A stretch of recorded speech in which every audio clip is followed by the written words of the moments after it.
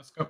Welcome, everyone, to Kickback with Pom, Monday night, 28th of the 7th, 2025.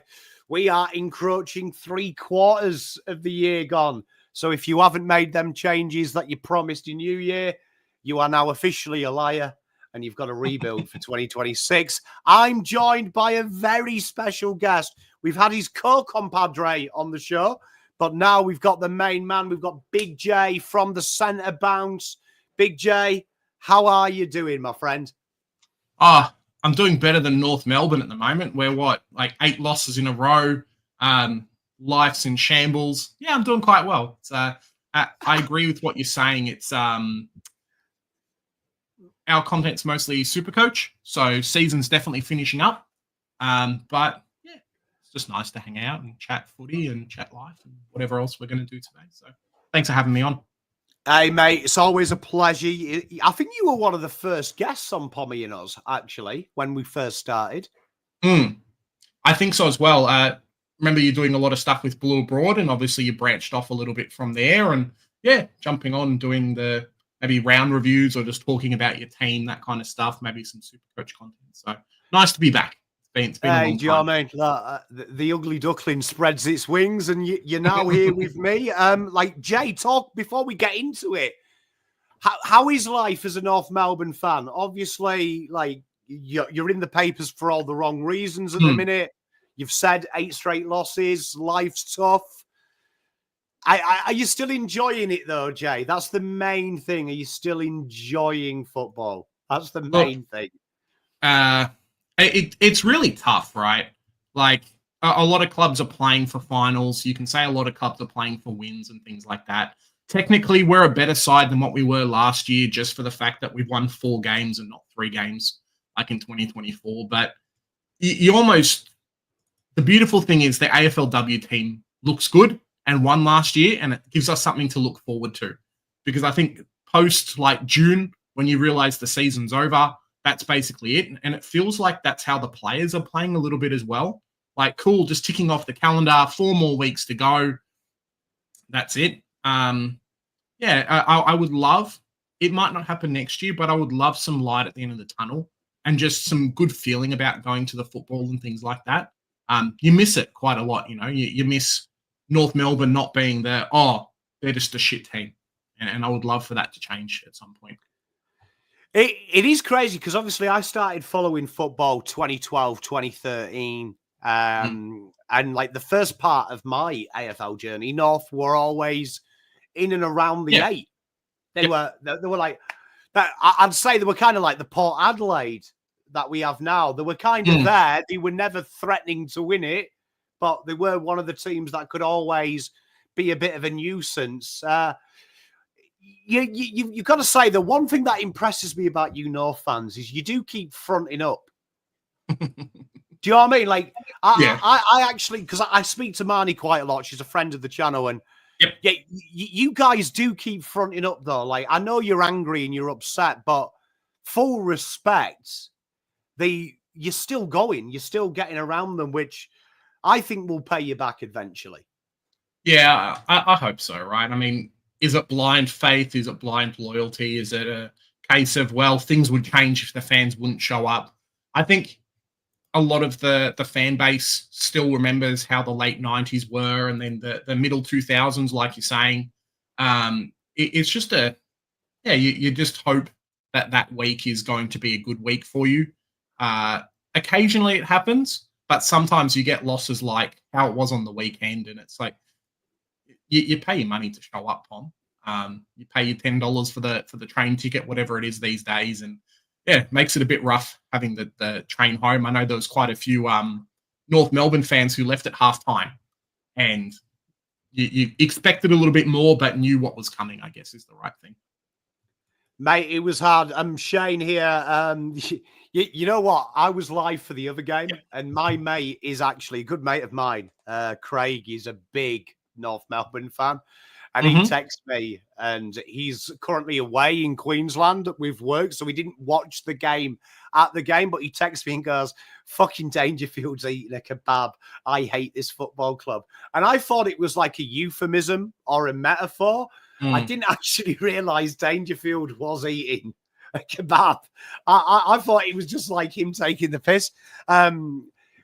Bizarre scenes that I can't remember a time I've seen a player eat a souvlaki at the football while playing. But I'm surprised it doesn't happen more often. Like, you always see the coaches eating the lollies and things like that. Maybe like similar to how they try not to pan into the doctors and whatnot while they're taking pills. Maybe that's the same thing with like eating stuff on the bench. You know, it was the one time they caught Dangerfield. Probably happens more often. I know they've got those like sugar jellies and things like that they'll have halfway through the game. But yeah, just a weird situation. And that's kind of just where it is. Like, he could have not fronted up. They probably could have played with 22 and not had 23 this week and still had the same thing. So yeah, to be fair, that state of the game, I think. Not a bad gig being paid 6 figures, sit on the bench at the MCG and eat a kebab. Like, who are you, CCJ? Like, if there's any list managers out there with a list spot, I'm more than willing to sit on the bench and eat a kebab once a time. Quick question from Wayne. We were talking about this off camera. Where are you with Clarko? Because I had my reservations when Clarko came because I felt like it was the Great White Hope. Yep. Like, where are you with him? Like, are you Clarkson can fix this, or are you worried? Look, I think Clarko's in a spot of bother. I think, though, that you have to kind of realize what the situation the team was in when Clarko was there. Like, you think of, new list managers and stuff, and unlike a FIFA or a AFL 25 or whatever up to now, you can't just delete all the players and start again. He's walked into a shit show itself and not been able to delist or change a lot of the players, things like that. We got kind of a lot of long-term contracts as well, the year of Clarkson signing and then the year before. So he's been somewhat hamstrung, but I don't think that's an excuse for what were his list management decisions after, but then also some of the stuff that he doesn't feel. And maybe it's a case of just not having the men or not having the players to do it.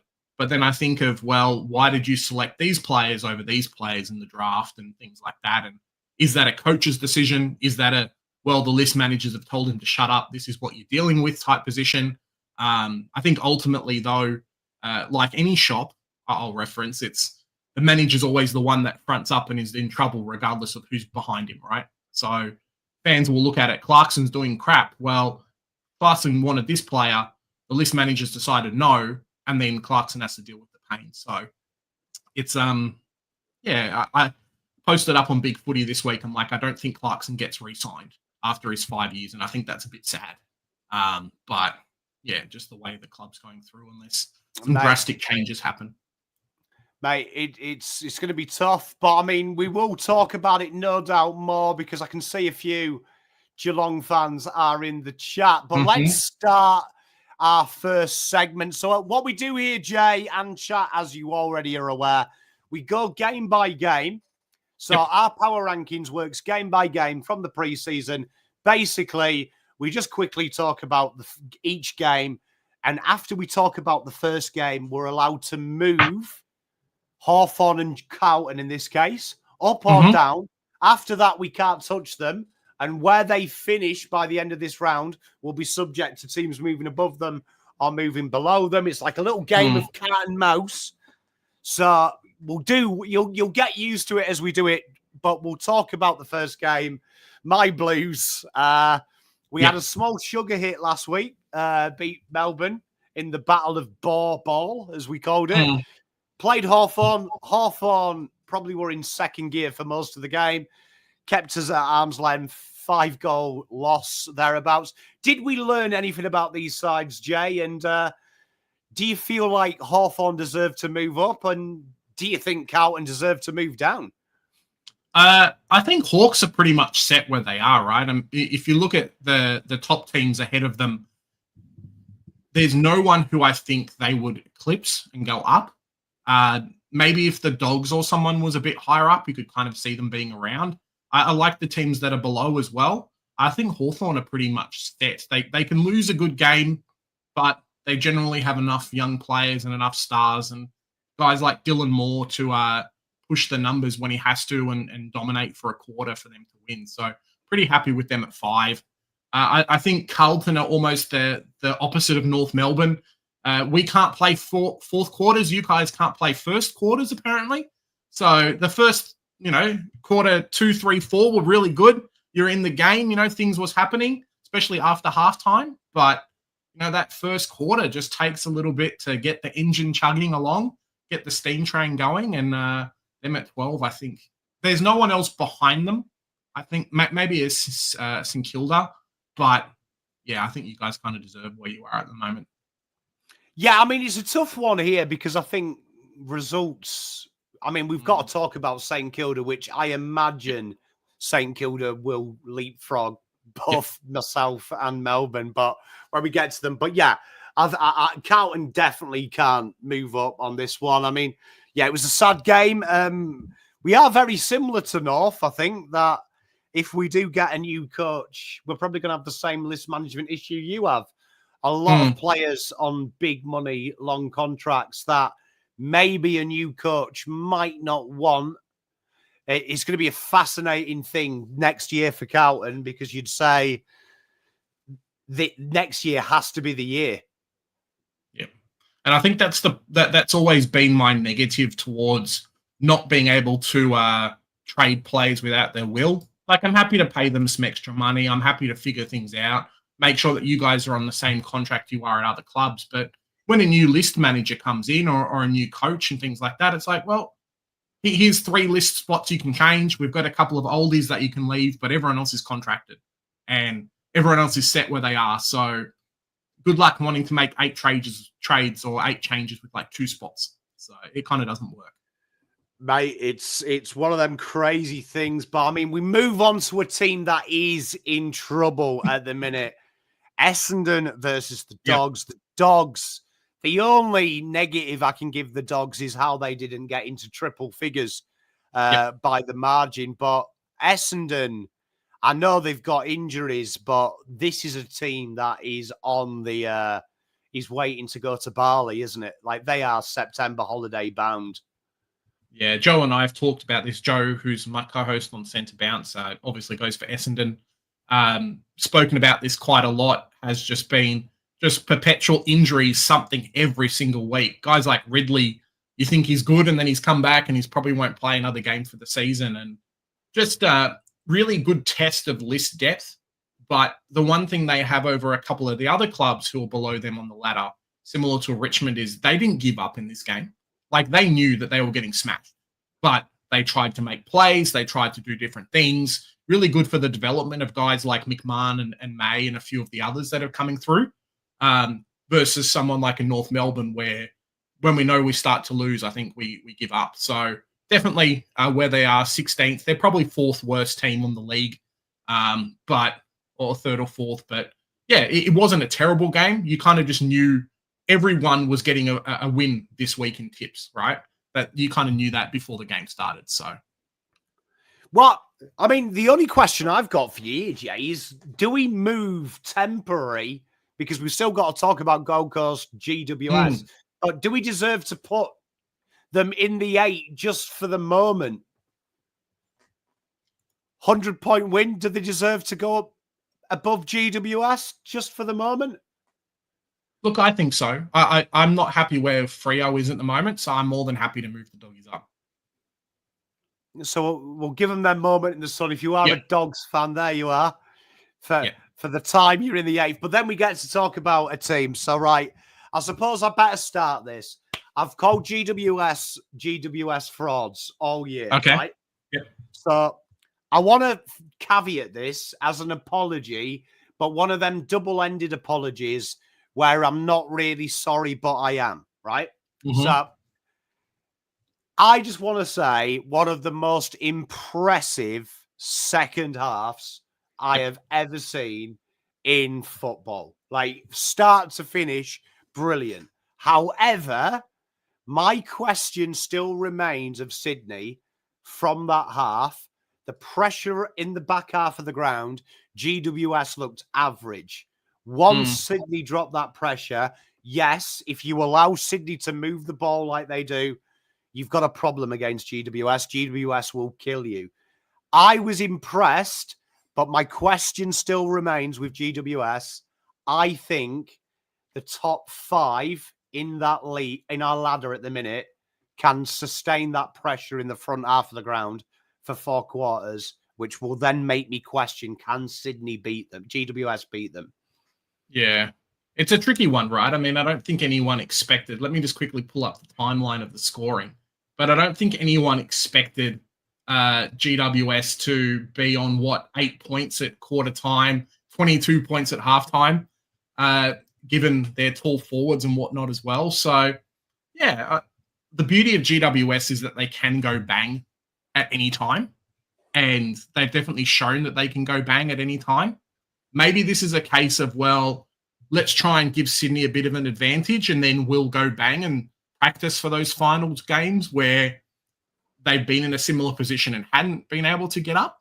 So yeah, it could be some sly tactics, or, as you say, maybe just frauds.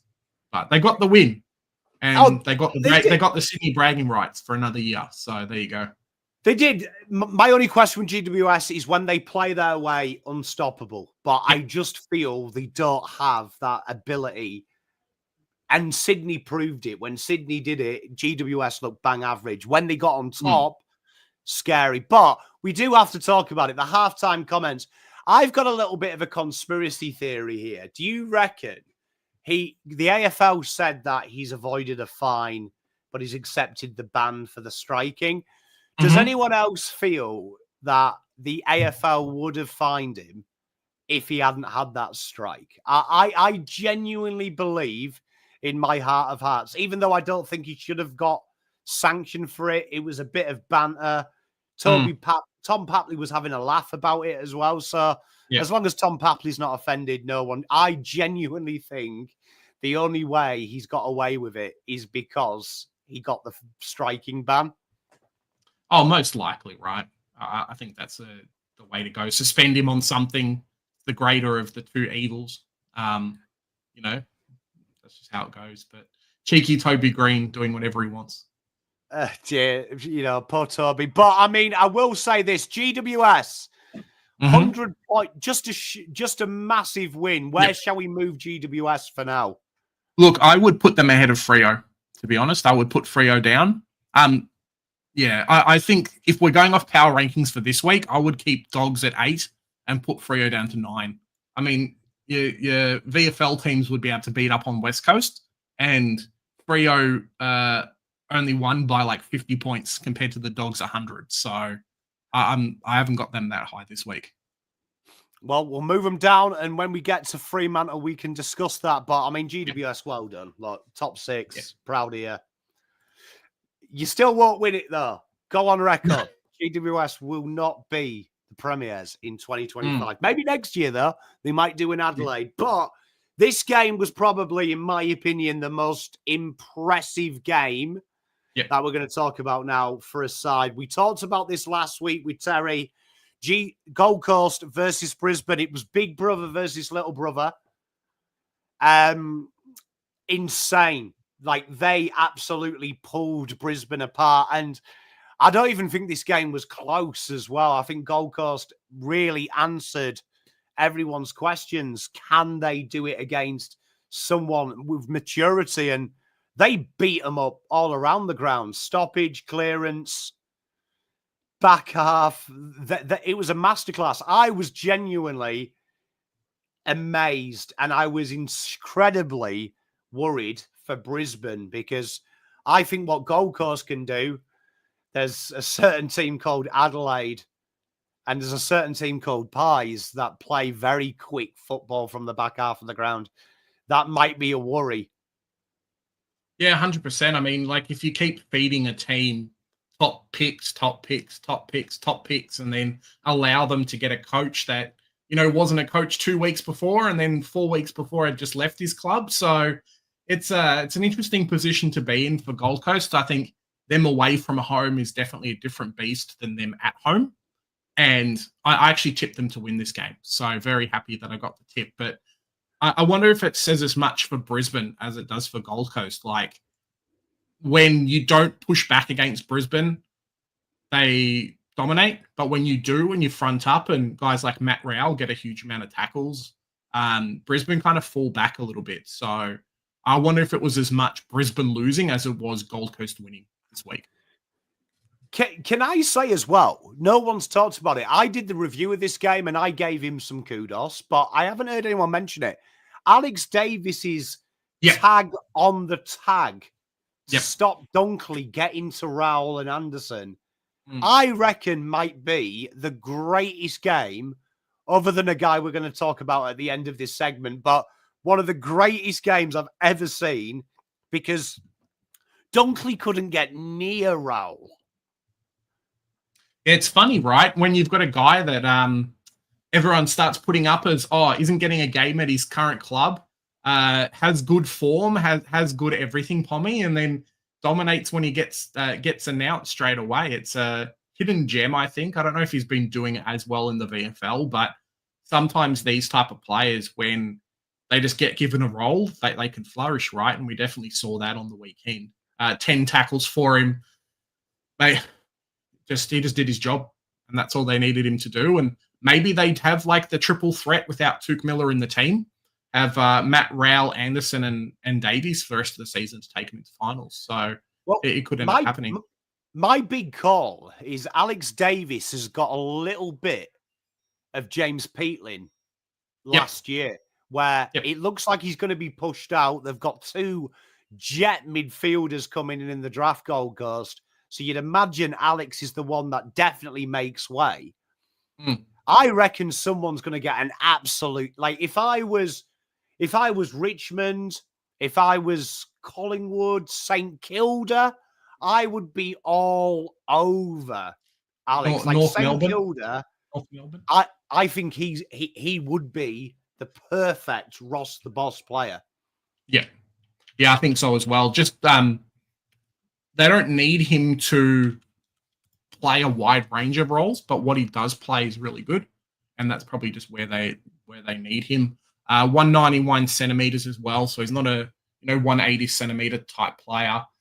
Could totally see him going to an Essendon as well, or maybe it's just buyer's market for him then as well. Just be like, cool, might not get the biggest run, but I feel like performances like this, Pom, Gold Coast in recent times haven't lost any players that they've wanted to let go, as opposed to when it was Stephen May and a few others back in the day.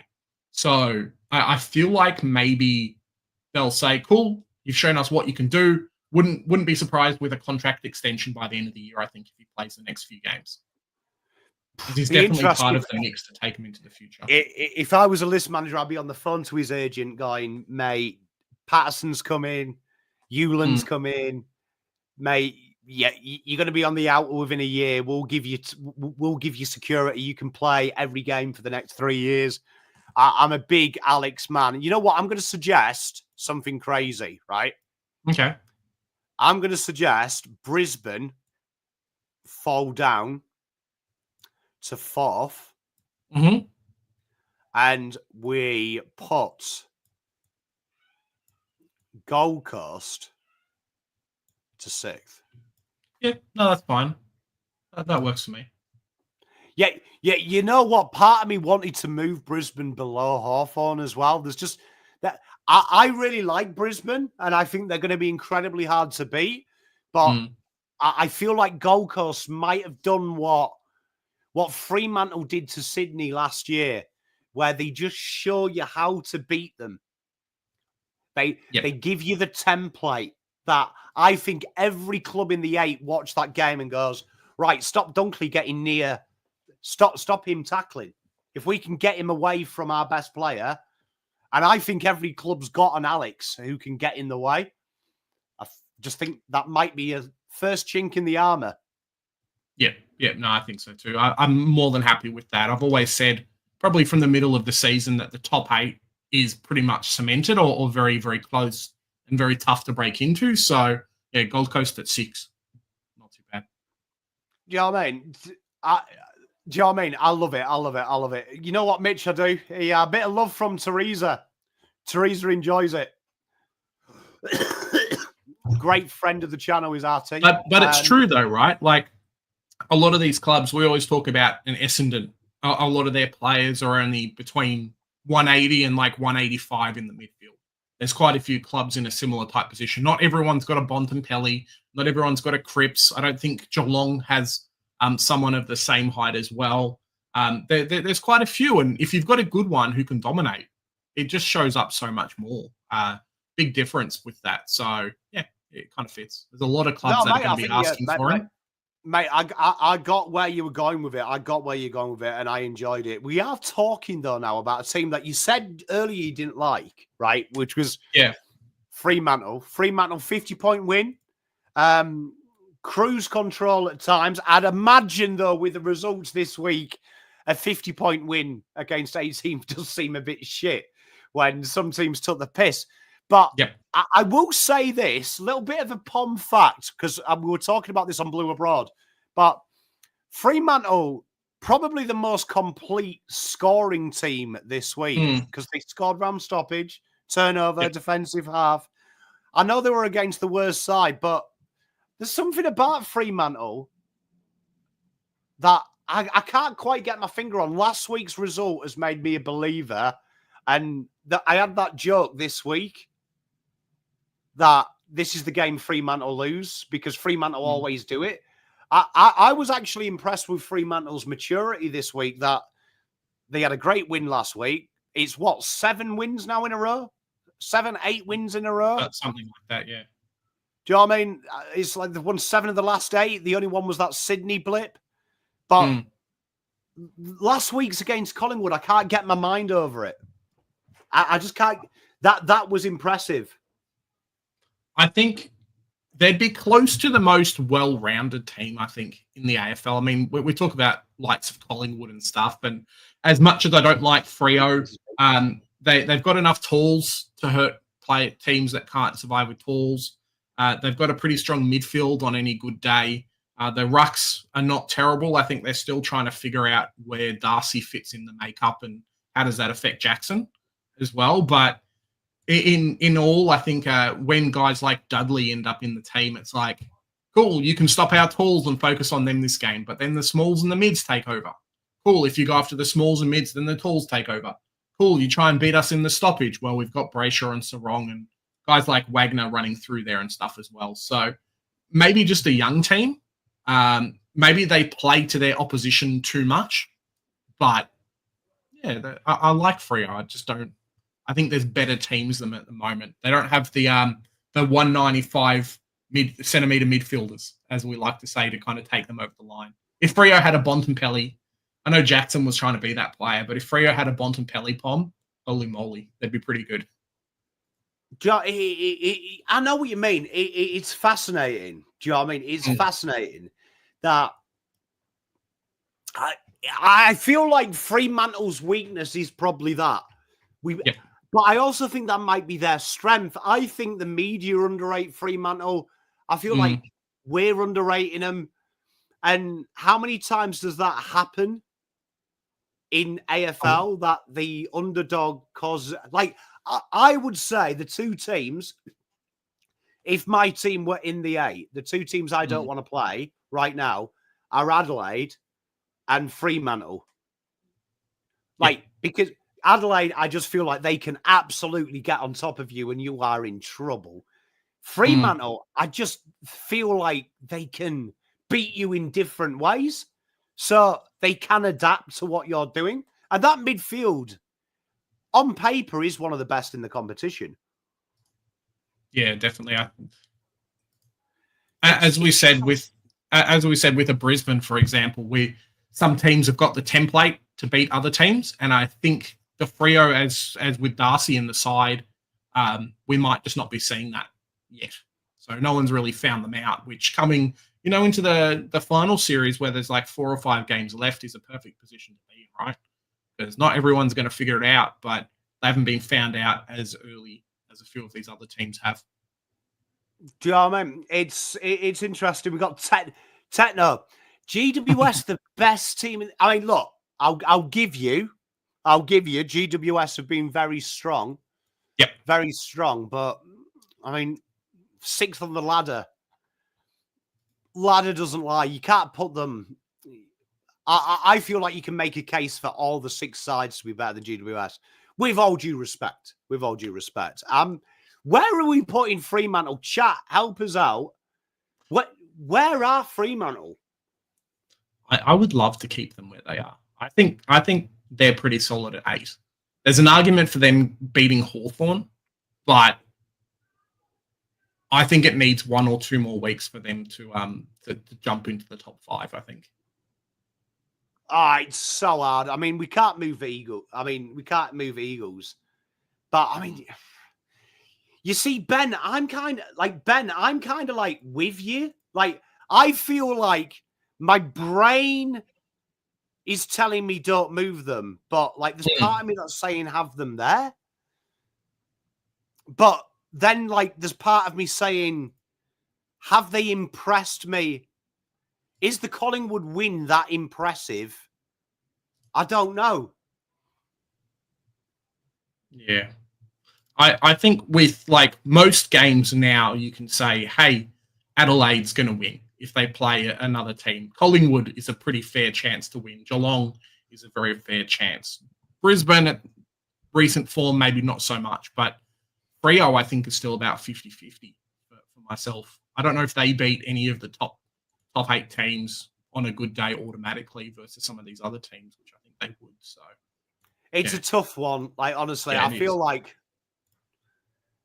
it's a good position. That also gets me as well. Yeah. You know what, Damo, if you're watching this, come hard for me in my DMs. Come hard for me, right? I'm leaving them 8th. I'm sorry. Come hard for me. Hey, Dylan, how are you, my good man? How are you? Great to have you in chat. Okay, we've got to talk about it. Your boys, North Melbourne. Yeah. This was a tough watch. So I went back this morning, and watched this because I'm doing a North Melbourne video at the minute. So I wanted to get my my real-time reactions of this. But outside of that first quarter, I might say this was one of the harder games I have ever watched. Yeah. Yeah. It's a really rough position to be in, right? When the chips are down, I don't think we've got the leadership through the established older players to be able to take us to the promised land, or at least put up a half-decent fight. And that really shows with games like this. I mean, Scott would have just told them, cool, half-time, you guys have won, and then put your foot on their throat and try and get the best percentage we can. That's definitely happened in this game. They're younger guys like Neil as well, who've just come in, and then they just kick as many goals as they want. Jeremy Cameron pulled his best Josh Bruce and got over the 10 mark against us, which I don't think's happened in a while, but talks about how bad our defense is as well. So it's a really tough situation and a tough watch, and you know, feel bad for those families that brought all their kids to come and watch the game. You know, yeah, you know what? Not often could I watch a game as a neutral and actually feel bad. Yep. But I genuinely, like, by the third quarter, my heart bled watching it. Like, I actually felt, because it just looked horrible. Like, structurally, it looked horrible. Ball movement-wise, it looked horrible. Like, you want to see something, and it felt like a training exercise for Geelong. Like that fourth quarter in my notes, I actually think Geelong tried to do you a favour and not go crazy. It felt like they really put the foot off the gas, almost out of a respect element. Yeah, I don't know, Pom. Feels like games like this, right? You have a couple of good games, and North Melbourne are really deceptive, where we have a win against the team, and if we go back to 5 weeks ago, the tides have turned, North Melbourne are here, finally get to see what we were supposed to see, all those kind of comments, and then 5 weeks later we've had losses like last week, losses like this week, and it's just it's a really says a lot about the team when players start to get moved around. I mean, Caleb Daniel got stuck in the middle for points of the game as well, and I'm just like, what's happening? Has he just given away the game to the assistant coaches and then said, "You guys try and do something"? Here's a crash course in how to be an AFL coach. Because I just don't know what happened. But really good. Going back to what you were saying about not being so dominant, it's a really good showing of, well, you've got a team on the bottom of the ladder versus a team that's competing for a grand final. And that's what we really saw on the weekend. So ultimately, I didn't expect anything different, but we have to show some fight. Come on. Mate, I agree. And you know what? Geelong, I think they really needed it. I believe it was a Savlaki, Hunter. I don't believe it was a kebab. I believe it was a Savlaki. I don't think it has kebabs there. So I think you got kind of shafted. A good mate of mine plays in the AFL, and he told me it's the only time we're allowed to eat dirty. So, he did tell me that it might have been a blood sugar thing. That's why he ate it quickly. Might have been suffering a little bit with some virus thing, but fair play to him. Great gig. I mean, Geelong, can we move Geelong up? Even if it is now, we've still got Collingwood and Adelaide to talk about. Is 100-point, the first 100-point shellacking of the year, worth moving up, even though it was North? I mean, it is pretty impressive, 100 points. I'm happy not to move them. I would say it cements their ranking in the top 3. I'm not sure if Adelaide needs to be as high, so maybe they can go second. And then Adelaide drop down to third, potentially. We'll talk about it a bit later. But that top 3 is really cemented as the top 3. And then, from there, the rest are competing for a final spot, I think. It's going to be fascinating. North Melbourne, I hate to do this to you, Jay, but do you have them below Eagles, even though you've had the wins? So I think, and it's a hateful thing to say, but I think on paper, the Eagles are almost a better team than what we are. I really rate their established players and things like that. I think they've got a few guys. Liam Baker, for example, actually did some things and was a great pickup from Richmond. I don't rate our established players, and I think this week the Eagles showed something versus their opponent. They actually fought and they played 4 quarters. We played 15 minutes. So in respect of that, I would say put us at 18th and then move the Eagles up because it just was not a great showing. And maybe it's with Cherry out, maybe it's with no Larky, maybe it's with a few other players. But yeah, just overall, pretty rough, man. Do you know what I mean? It's a current power rankings. I think, we've done it before. We've moved them up. We've moved them down next week. But this one I am excited about to talk about. Me main man Murphy's in chat as well. So I'm looking forward to talking about this. You know what, ladies and gentlemen? I am going to announce it now on the 28th of the 7th, 2025. We got the privilege, right? We got the privilege on this very channel of doing a watch-along, watching Adelaide Crows in the showdown prove that not only are they the most impressive team in the AFL at the minute, the most improved team in the year, but also, I think, the team to beat in the flag. This team, honestly, impressed me a lot. They have Adelaide all year. I've been riding the Crom train all year. But honestly, they have impressed me. You're looking at one of the best team defenses, but that attack in the wet, they can do everything. They can play ugly. They can play sexy.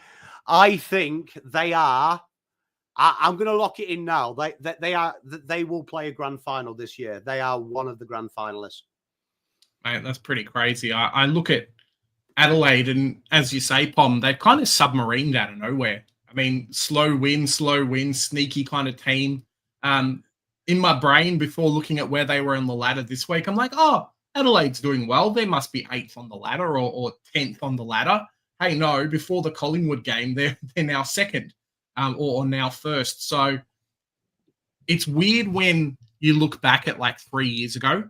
North and Adelaide were basically in the same position, and you can kind of see the trajectory. And a lot of that is by really good drafting in terms of Dan Curtin, but also really good trading. I think there's something to be said of these two club team cities. Similar to Perth, they seem to get this go home factor.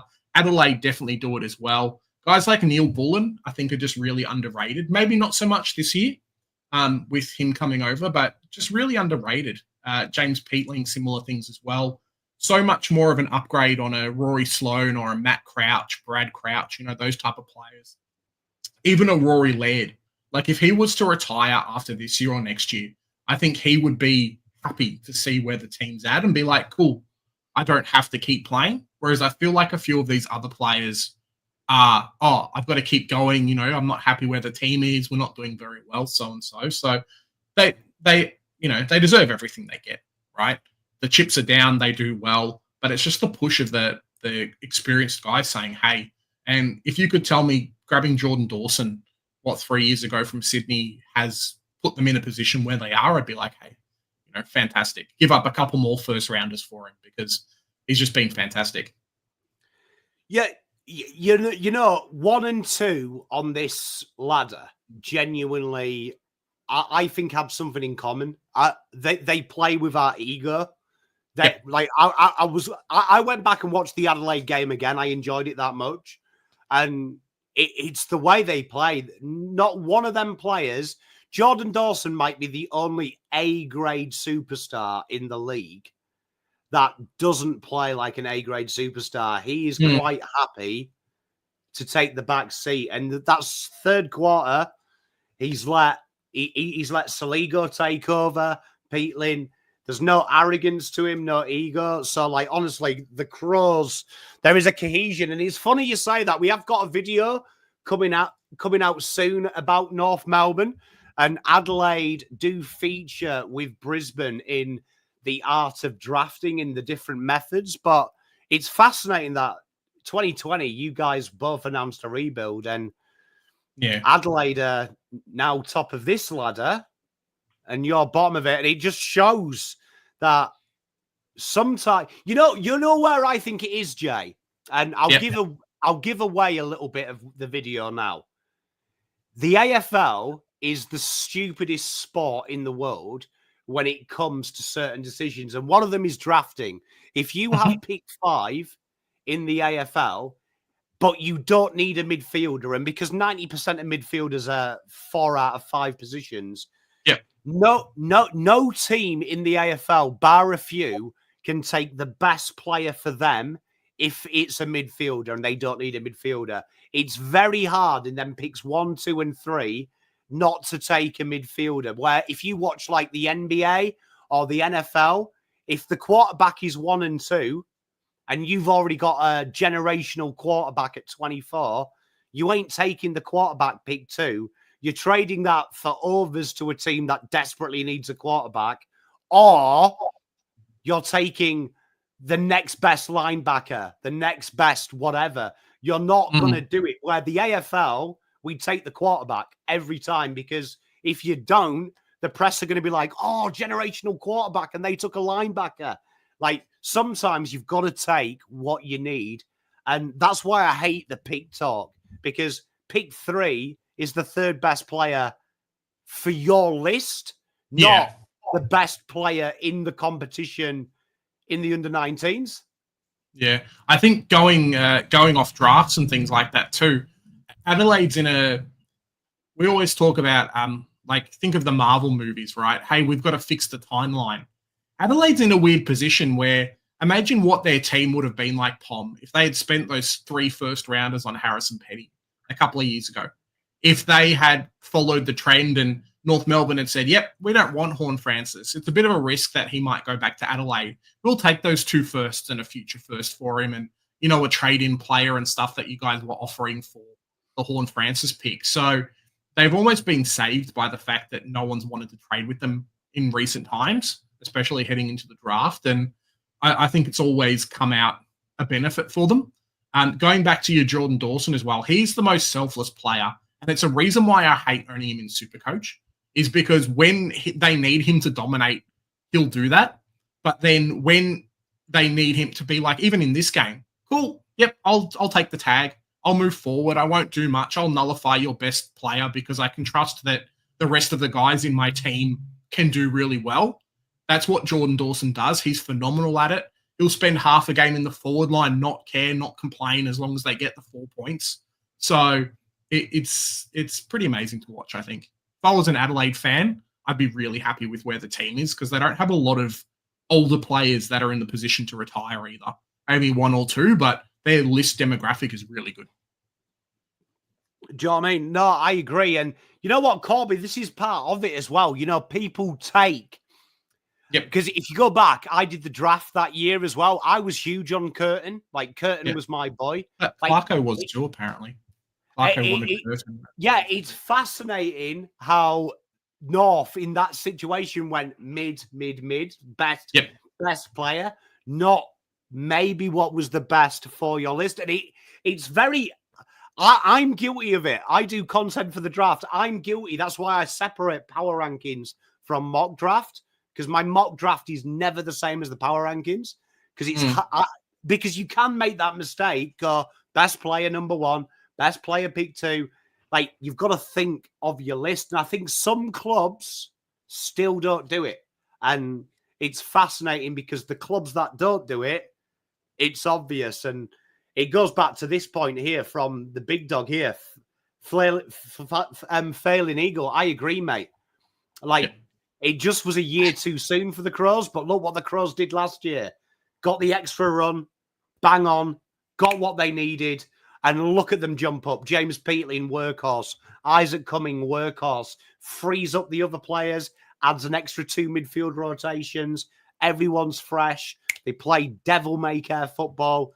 It can change really quickly if you're clever. But sometimes you've got to make that call and be a hero later. So it's fascinating. I mean, Port Adelaide, they are shit, aren't they? Let's be honest.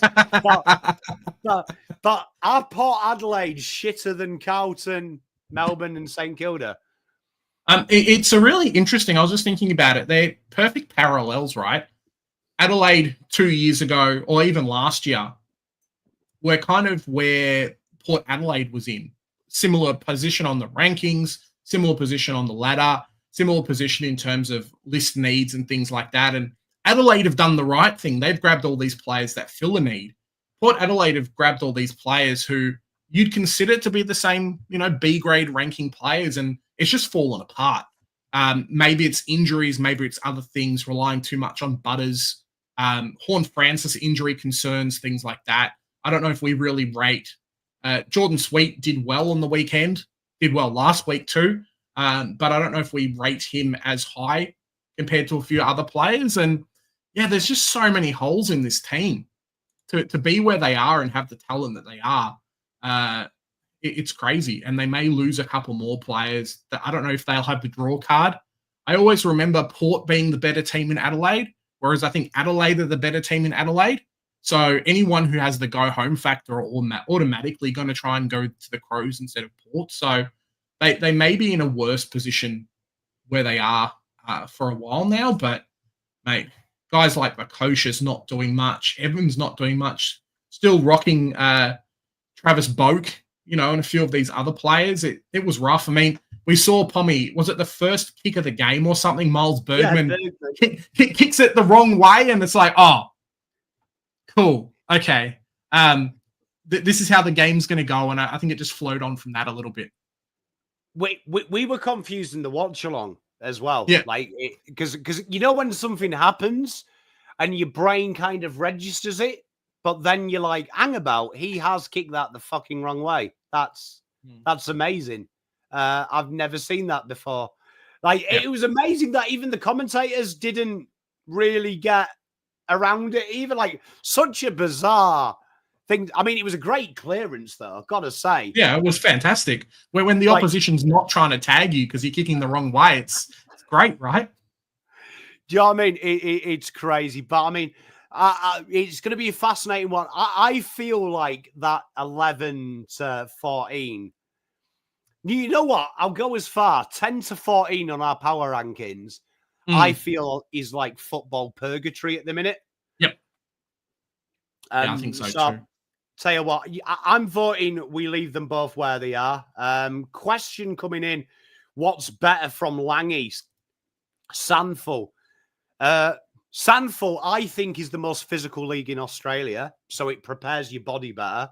Waffle's definitely the most skillful, kicking skill-wise, and VFL's kind of like Mickey Mouse now because we just don't take it serious anymore. We've just made a league up. So I think the development in the VFL at the minute is horrible. We need an 18-man AFL reserve league, like an actual serious league. But fascinating. Fascinating. They're all individual. I think Adelaide are getting development purely because they don't rust players. It's going to be interesting what happens with the VFL too, with Sandringham and St Kilda splitting. Is Sandringham staying? Are they doing another team? What's going on? I agree. There's almost too many players, and I feel like the VFL. There's only two AFL teams in the Sandful. There's only two AFL teams in the Waffle. So yes, they'll probably be the best team, but not by a huge amount.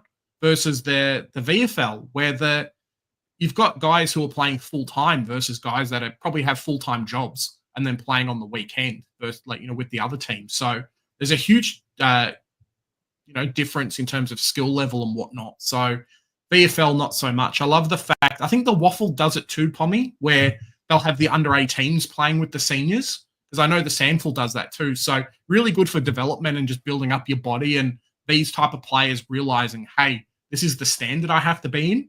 Whereas if you only play against boys at boys level, being the tall kid, having that advantage might just be enough for you to get across the line. So I feel like the development out of those two leagues are really good. And they're super, so many good players have just submarined out of these leagues, especially the Waffle.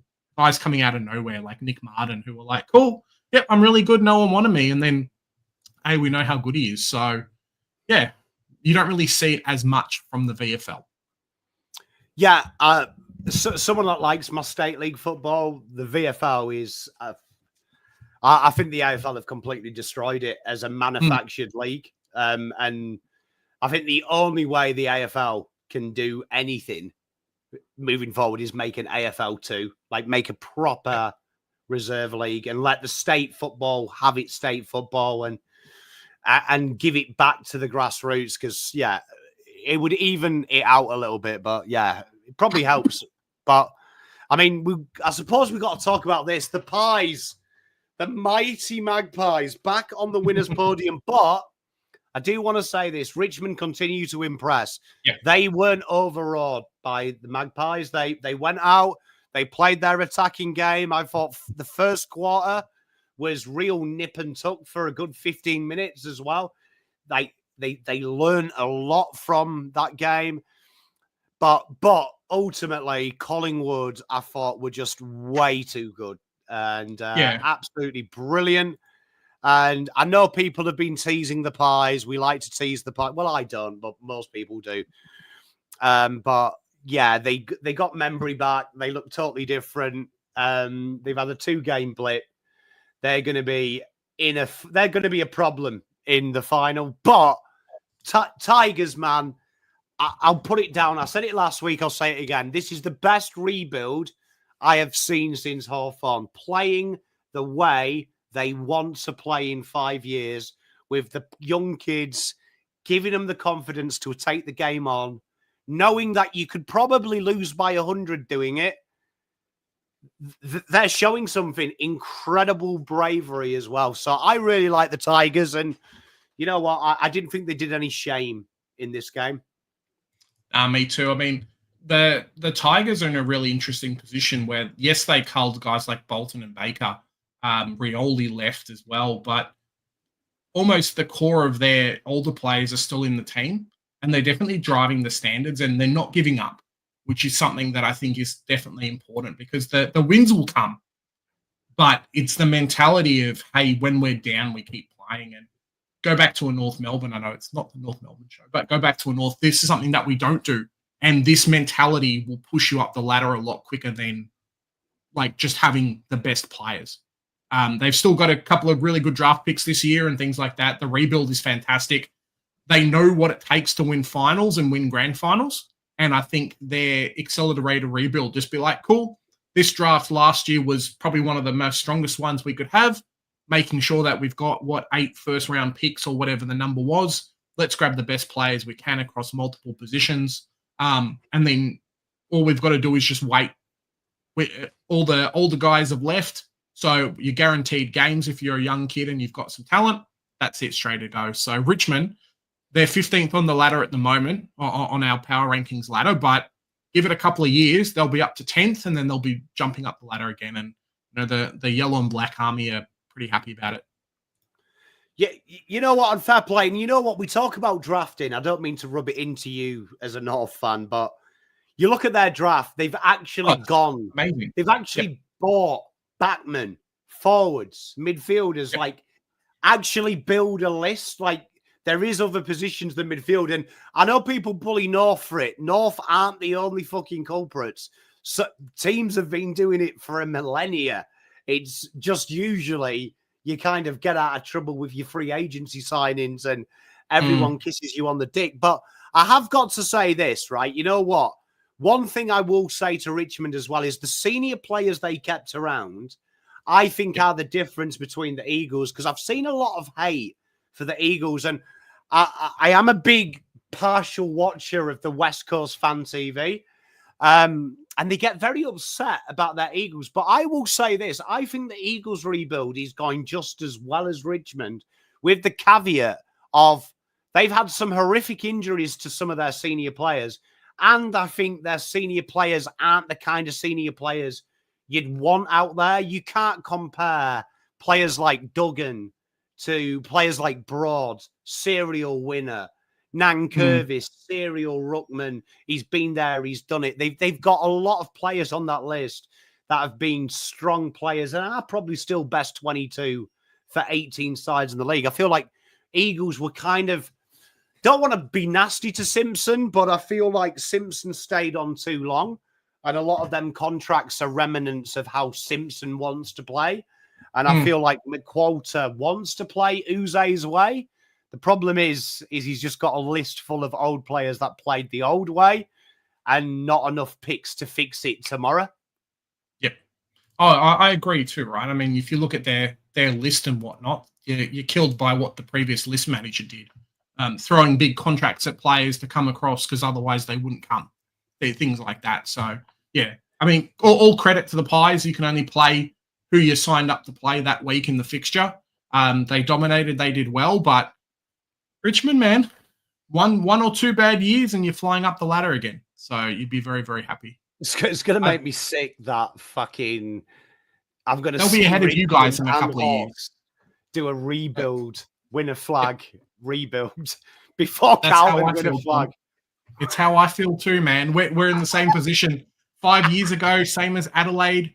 This year, same as the Eagles and Richmond. They'll be ahead of us in a fair while too. So yeah. You know what no one talks. You know what no one wants to talk about, and I hope Fiona's not in the chat and I depress her. Bomber banter, but no one talks about a lot of them list decisions that poor West Coast are suffering for were done by a list manager that now is trying to fix Essendon, which were done by a list manager that's now at North Melbourne too, right? So Brady Warlings. Yeah, it's a fascinating thing. Matt Rosa and Rawlings both had the fingers in them deals, so it's going to be fascinating if they've learned the lesson. But we do finish with a game I can't wait to talk about, and I do want to shout out Saints fans. Did a video on this, and you've all well received it. It's done ridiculous numbers as well, but potentially one of the best games I've ever watched as a man that doesn't care who wins, who leaves, who loses. Sat and watched this. Big Nas. What a fourth quarter. Probably the best 5 minutes of football I've seen a human play. And you know what? I want to just caveat this. I've seen so many people go, oh, look at Saints, basement club, shit club saying it's the best win in their history. It shows how shit they are. Fuck me. If you don't enjoy a win, even if that's against 18th when you are 46 points down, there's no point watching sport. It doesn't matter if you're the best side in the world. That was pure vibes. What a game. And Saints, Jesus, they did the unthinkable. I was impressed with this, and I am a big Saints fan. I'm a big Saints man. I like their list, but this was a great game. I mean, bloody Nazaya. I didn't watch the Supercoach stats, but someone was saying he got 70 points in the last 2 minutes or something. So yeah, it's a bit phenomenal. I think goes back to what we said about Richmond, said about Essendon and whatnot. Wins win. Teams win if they don't give up. And St Kilda, they know where they are. They know they're not going to play finals this year. They know that they're not going to go for a grand final, that some players will probably leave and they'll get new players. And, you know, Nazaya may leave, but TDK will come and a few others, but they just don't give up. And this is, they pulled the win out of nowhere. Did they deserve to win? Maybe not, given how badly they were behind, but they won, and all credit to them. I think it's just a thing of circumstance, Pommy, but currently where they are on the ladder being 14th, I reckon they should probably be swapped where you guys are, just in ladder position, given their performances and stuff. But yeah, I think they've just had the wrong players injured at the wrong times and things like that. Gosh, Max Hall, buddy.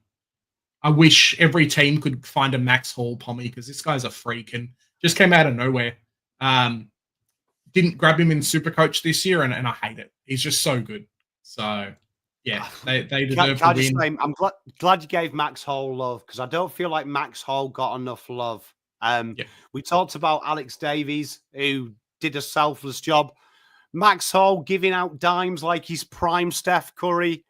Yeah, you know, there's something lovable. And you know what? I'm going to agree with you. Saints, look, get out of that top 11. I mean, get out of that top 11. Look, for that performance, you can go above Port as well. Yeah, I think so. I think so too. On a good day, they would be in the same position on the ladder, I think. Because honestly, it made my willy hard, and I'm not a St Kilda fan. Even I enjoyed that. Like hook that into my veins. You know, that's what people forget. Sport when men who enjoy it. And Jesus, what a thing. And I agree with you here, Mitch. A lot of people saying Nassie's going.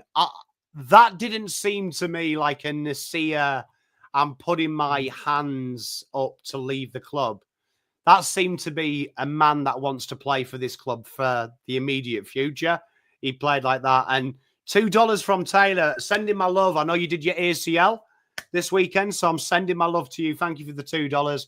I'm glad the Saints got up for you. Maybe do your ACL next week as well. It might be a lucky charm, brother. It might be a lucky charm. But, is Nazaya the best player in the AFL? I mean, you can say 2 minutes he was. Currently, and then just overall best player. Give me both. Oh, he'd probably be in the top 2. Is he the best player at the moment? I don't know. I think it's hard to look past Bond, isn't it? But yeah, I do think no one talks about this because we always look to the past. I'm 40 years old this year. I do it with soccer. We are in a beautiful, privileged position to be football fans, that we're living in the same time zone, that we're going to see Sheasel, Nick Dacos, and Nas go at it for a decade. Yeah. For a decade, we're going to see these 3 young Jets, Cody Walker coming through. You've got Sid Draper, who we haven't seen enough of. So much exciting talent. We're privileged, like really privileged. Then you got Phil Thorpe and Darcy, their babies. We're going to see. I actually think we are in a golden era of talent that no one wants to talk about. Yeah, it's a shame Taron Thomas isn't on that list as well. I mean, right age profile, right physical ability and things like that. Obviously had the off-field problems that's kind of killed his career and that kind of thing. But we're supposed to be in the same type of position too, you know. Really, really good player. right form and stuff. So, yeah, I totally agree with you, Pom. I think it's as the game has gotten better and as the under-18 programs and things like that, the preseason programs, the break programs and things like that, technology and whatnot as well, we're just seeing so many really good players and even just the rookies that are ready to go straight away. I don't think we've had as many now as we've had in previous years as well. Guys that are ready made. So yeah, really, really exciting for the league. Definitely seeing the next kind of crop of, hey, they're going to be in the league for the next 10 years. And it's nice that most teams have at least one of these players as well. It's not like, oh, we're missing out. You know, if Harley decides to stay at West Coast, for example, there's another one on the list. So almost every team's got someone, which is really cool. Mate, I agree. 2021 does look like a super draft. I mean, imagine if you were a team in 2021 and you traded the pick that year. Just imagine being that team. Do you know what I mean? Imagine. Yeah. Yeah, great. Fucking. You have to bring me down, don't you, Mitch? I try and raise you up, buddy. And you're dragging me back down. No, great times. And you know what? Long may it continue with Nas. I enjoyed it. And you know what? I didn't want pick 6 in 2021 anyway. Fuck 2021. I'm glad I've got Adam Chera looking like a point guard. He's doing okay. He's not the worst player. At least he's best 22. Look, I'm glad I've got Adam Chera looking like a point guard in WNBA. I'm glad. Yeah. I don't want a glitzy midfielder. Glad I've got Adam Chera. I'm happy.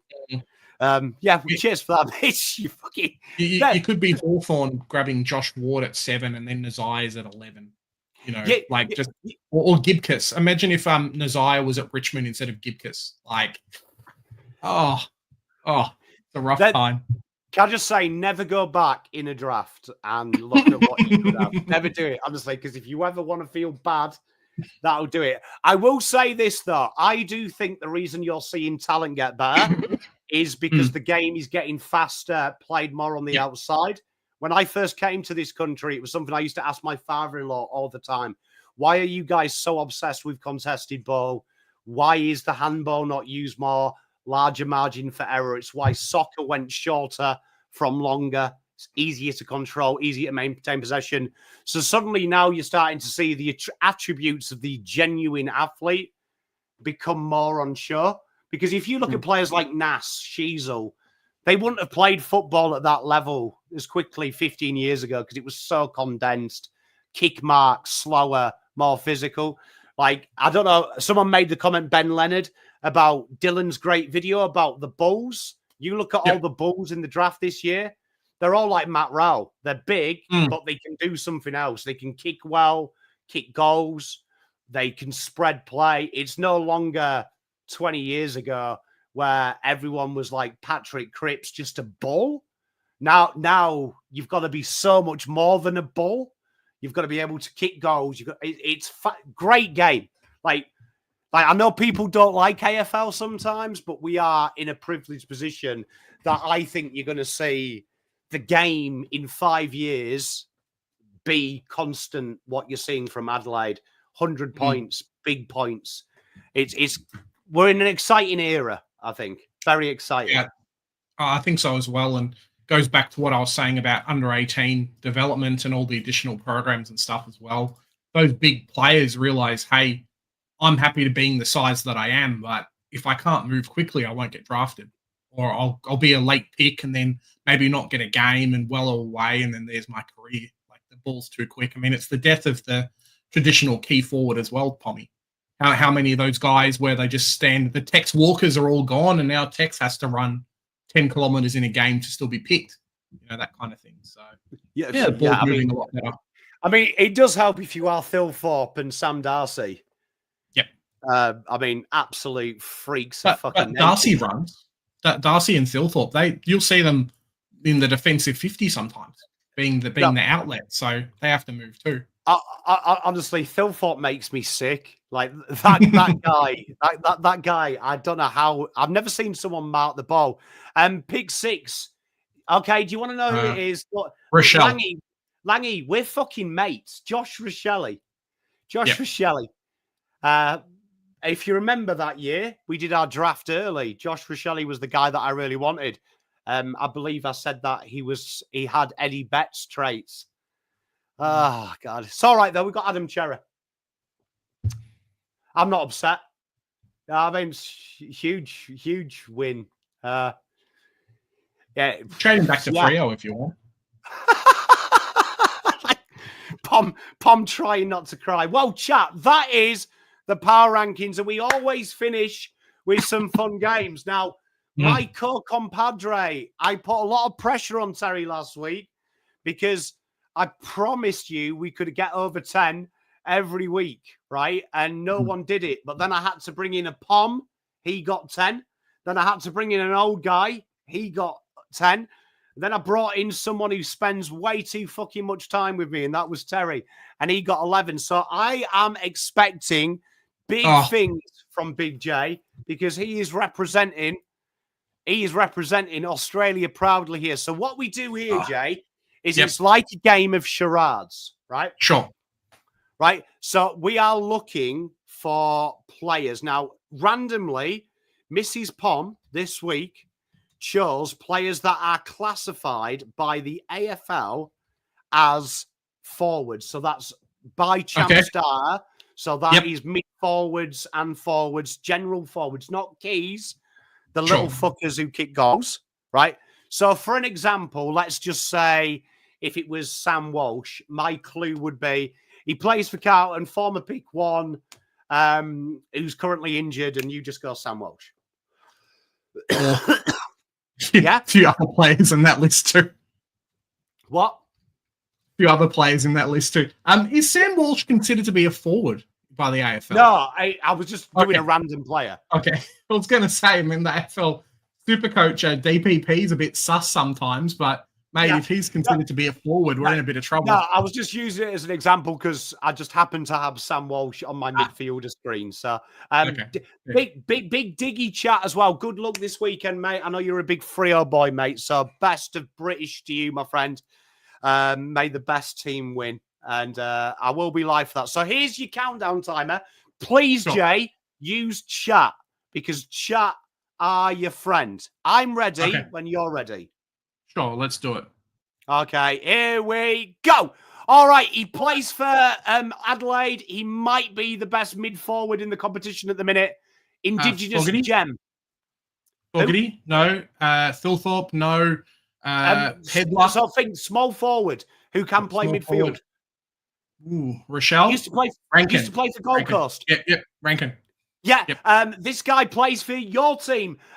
He invented his own ball. Kane Corns hates him. He's a Jewish superstar. Cam Zurha. No, he's a Jewish superstar. Oh, Sheasel. Yep. This guy is on another guy that Kane Corns hates. Plays for Melbourne. Indigenous live wire, kicks goals. Probably Melbourne's Horn best Francis. Player. No. Rankin. No. Shy Bolton. Yeah. Plays for Melbourne. Oh, Melbourne. Keziah. Yeah. This guy is probably the best player. There used to be a meme about him. He plays for Geelong, small forward. I've started, so I'll finish. Tyson Stengel. No way. I'll give you the other clue. There was a famous meme about him where a pundit said he was better than Messi. Jack Martin. No. Give you one more. He sounds like a store as well. It's a famous high street store. And he's Indigenous? No, he's not Indigenous. Okay. Myers. Brian Myers. Yeah. That's 4 for Jay. You did well there, Jay. Yeah. That was quite tough. Small forwards, always tough. Yeah. Yep. I got stuck by the ranking. It's always tough. 4. You did well, mate. You did well. Well, we now come to the Creators Challenge, right? I've got a big shout out. We've got 2 winners this week. 2 winners. We do this with the guests. Last week, Terry has taken top spot, 850. You know what? Bobby Hill was the 5th, Teresa, actually. Don't worry. He was the 5th.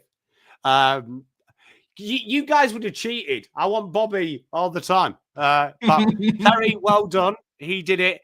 And there's 2 prizes this week. So last week, our main man, Sean Shepherd, won. So he's got the first prize. This week, Langy and Shane. I know you're both in chat. So I want a big shout out as well to Sheikh Marchione. He did all the tallying on this. I forgot to give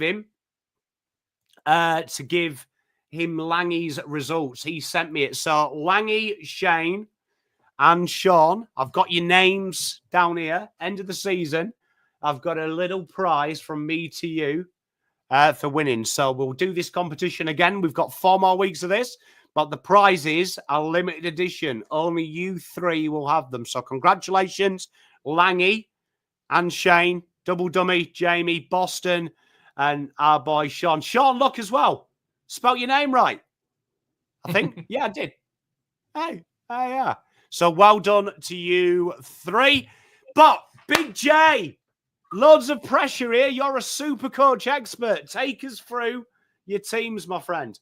I've tried to, I think in super coach, as in picking this, the matchups are what you look for every week as much as you can. Obviously, the best players you start with and whatnot. But yeah, there's some really good matchups this week. And I've kind of just gone the players that are either playing North Melbourne, playing Richmond, or playing West Coast. And it seems to have worked itself out pretty well.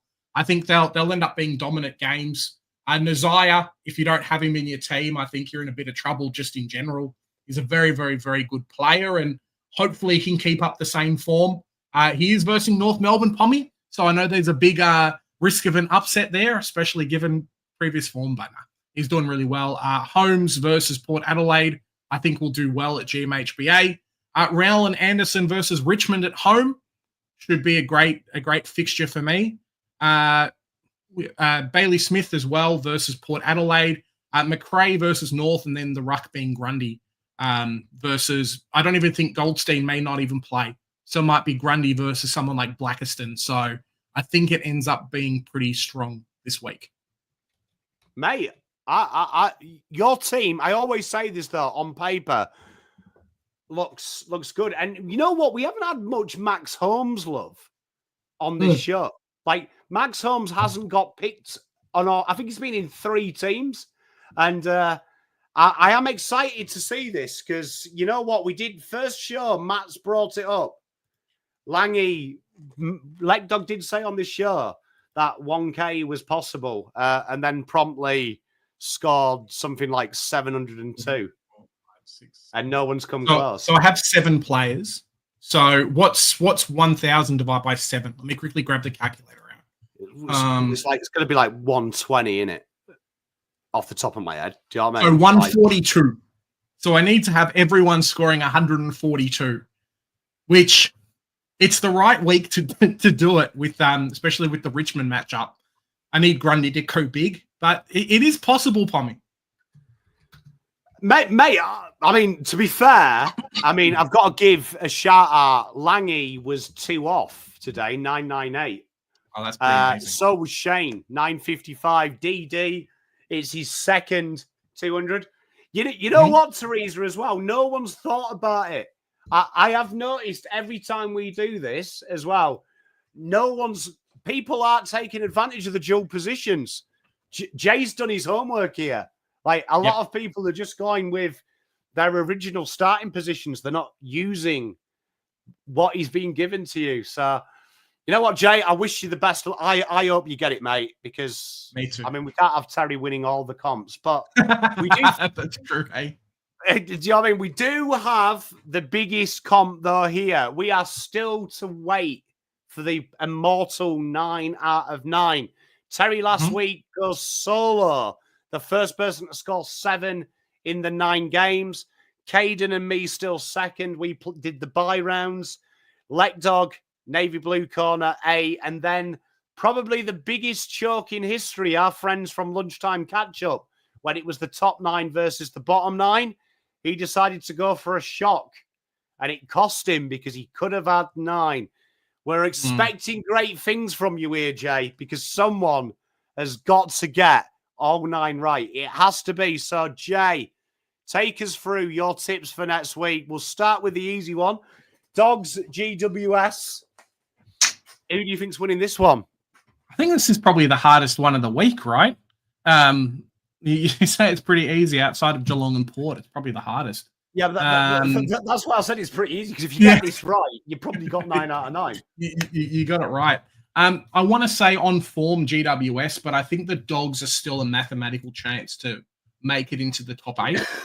Going off that, I think they're my pick. The Doggies. So, hey, I love it. I love it. Here he is as well, the legend. You know what? I respect you went with the shock. It would have been easy to go 9 favourites, but I think you win it. If it stays 8, you've won it, in my opinion, because you took the bold route. But here we are, Crows Hawks. This is the big game. This one, big game. Crows keep beating top 8 sides. Can they do it again? Oh, I don't see many teams at all. Maybe it's a Collingwood, but I don't see any teams beating Crom at home. So I'm going Crows. They're just too good. The home field advantage is phenomenal, and I think Hawthorn are going to be shunned. They're going to be like, holy. Hey, I'm looking forward to watching that one. I'll wear my honorary Crows homie shirt. The only way I see like Hawks winning is if it's one of those games where Adelaide doesn't do well in the wet, it's a rainy game, like something like that. But just on paper, Crows should win pretty easy. And then we've got the Demons versus Eagles in what I am christening Watch Home and Away. Yeah, it's pretty funny, hey. And Melbourne's not even really playing in their home ground. They're playing at Marvel, so they've done the fixturing really well. I've picked Melbourne. I think Melbourne will still win. West Coast away from home. If this was Eagles at home, I think it would be a little bit different, more of a closer win. But Melbourne's definitely my pick this week. Do you know what I mean? This could be the best. This could be the best. To be fair, now I've said that game's 110-100. The best game you've ever seen in football history. Then we've got the Suns versus the Tigers. The Tigers did beat them last time, but this time they've got to go to the rugby capital of the world and play them. Yeah. Any chance of the Tigers here? Mate, I think the bus gets lost going to People's First Stadium and they don't even get off the bus. Gold Coast are going to smash them. It's one of those games where I think Gold Coast are in a really good position with the fixture being, hey, we've got a few easy teams coming up. Let's boost the percentage. Let's lock ourselves into the top 8. I think they're going to do this by the Richmond game. 100 plus, I think, this week.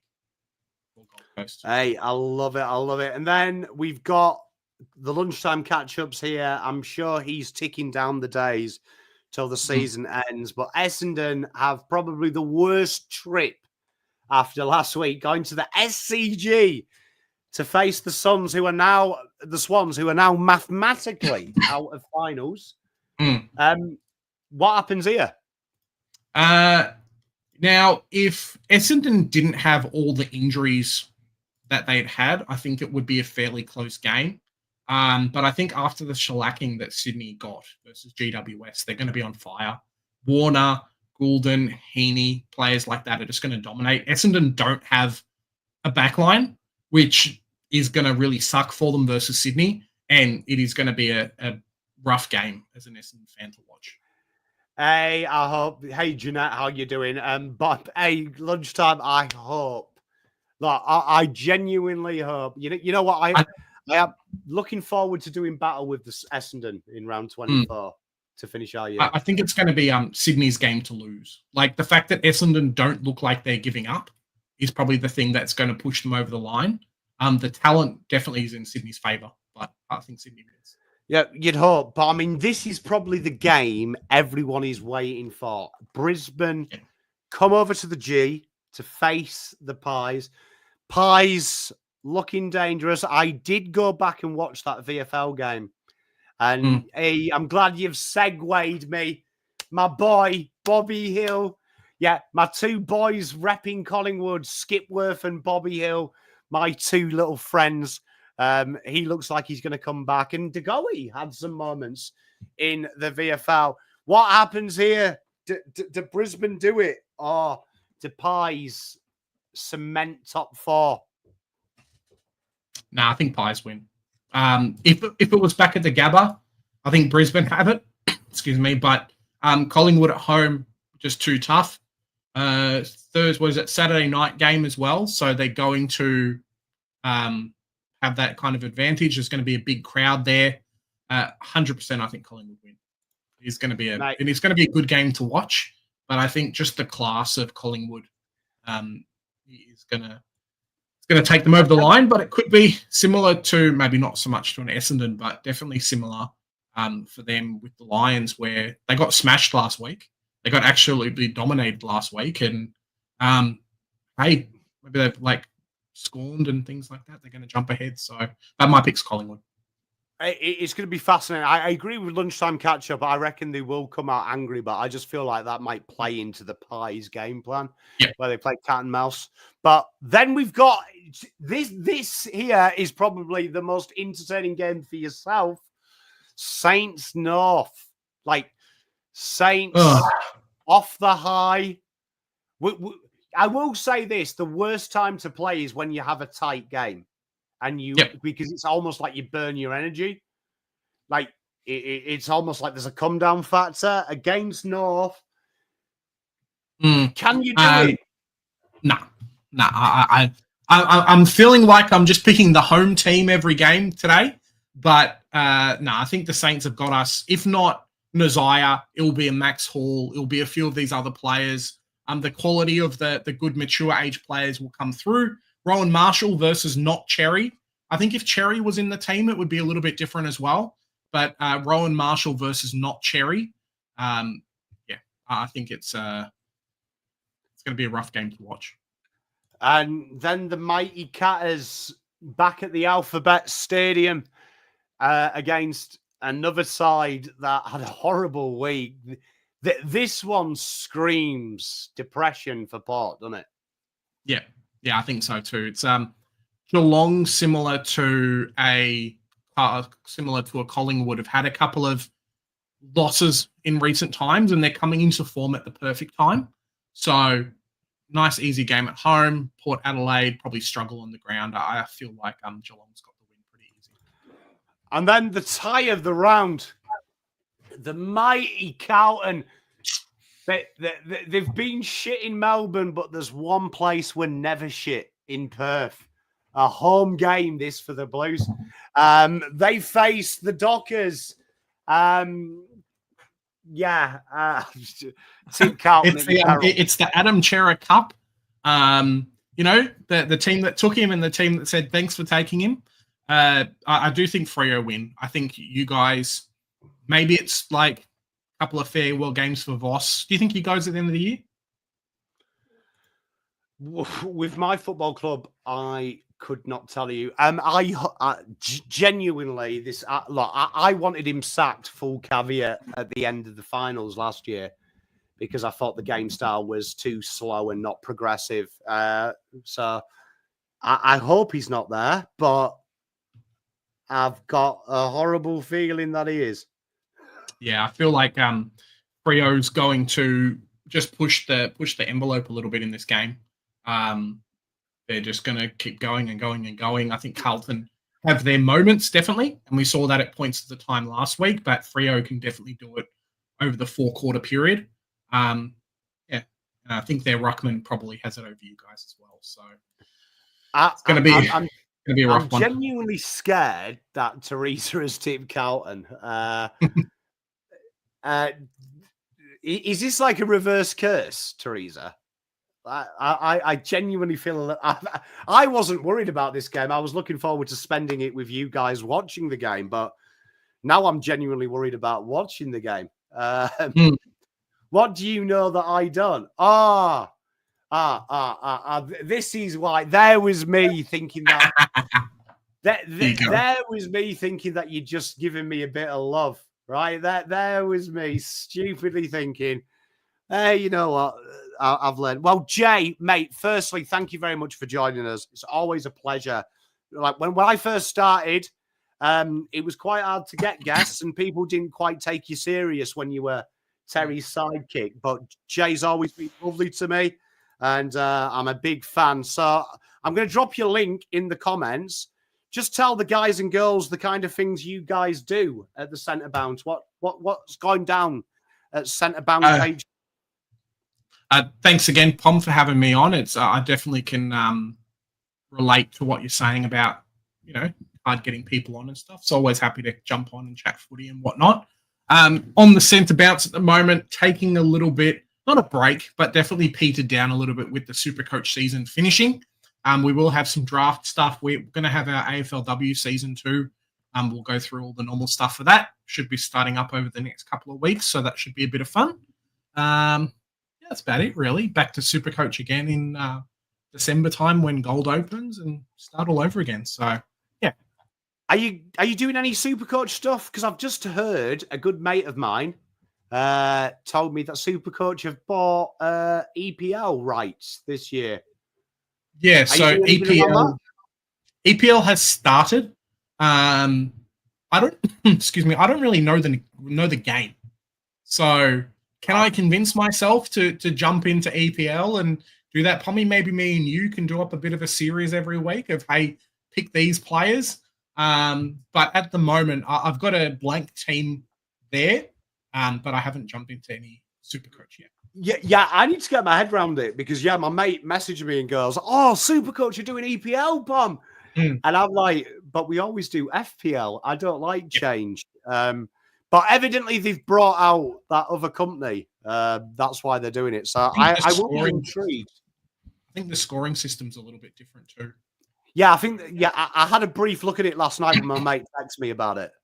And, it actually made me sick looking at the scoring. I was like, what the fuck?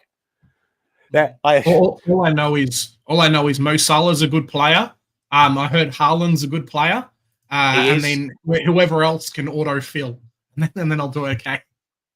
No, mate, it's a good thing. Look, Teresa, honestly, Teresa, just remember, you joke about this, right? But I promised Luke in my bet I'd get my old high school rock band, emo band, back together and write a Jack Silvani song.